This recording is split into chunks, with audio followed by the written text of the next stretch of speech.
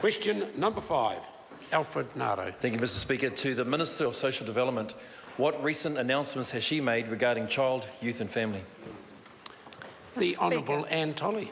Mr Speaker, today I announced major reforms that will see a complete overhaul of child, youth and family.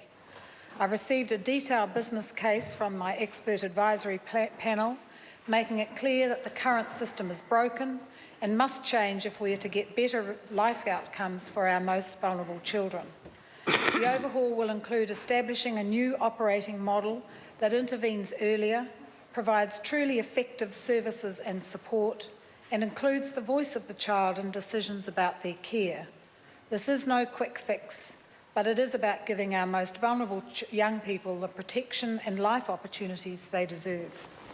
Supplementary. Supplementary question, Alfred Ngaro. What will the new operating model look like? The Honourable Anne Tolley.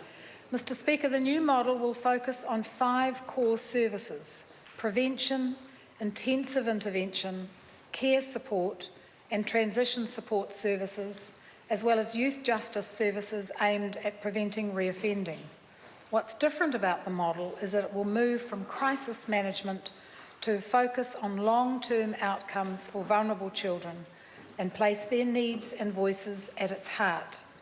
With funding following the child, the new model will have the ability to directly purchase vital services needed by children, their carers or families when they need them.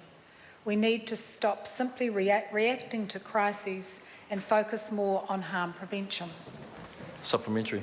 Supplementary question, Jacinda Ardern. Supplementary to the Minister. How much will be reallocated from other government departments to fund the activities of her proposed new entity, given the Ministry of Health, for example, is already having to remove frontline staff to resource her struggling children's teams?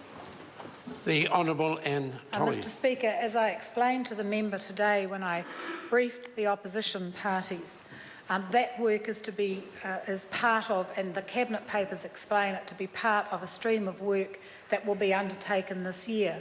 The panel have made some estimates in their document, which again has been made public, but this government is going to take the time to work its way through exactly how much will be required from other agencies and how much new money will be needed.